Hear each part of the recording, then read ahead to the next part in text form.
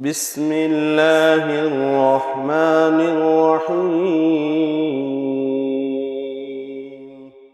لم يكن الذين كفروا من أهل الكتاب والمشركين منفكين حتى تأتيهم البينة رسول من الله يتلو صحفا مطهرة فيها كتب قيمة وما تفرق الذين أوتوا الكتاب إلا من بعد ما جاءتهم البينة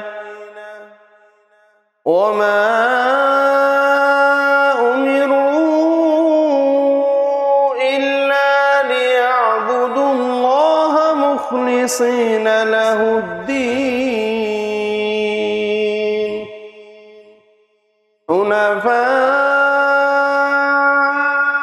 ويقيموا الصلاة ويؤتوا الزكاة وذلك دين القيمة إن الذين كفروا من أهل الكتاب والمشركين في نار جهنم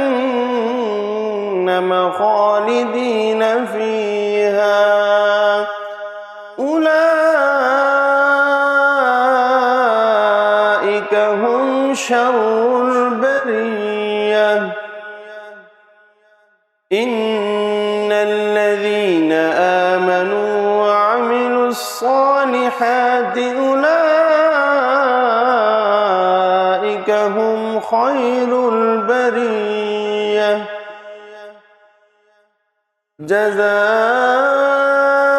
جزاؤهم عند ربهم جنات عدن تجري من تحتها الأنهار جنات عدن تجري من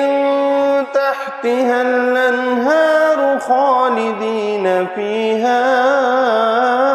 أبدا رضي الله عنهم ورضوا عنه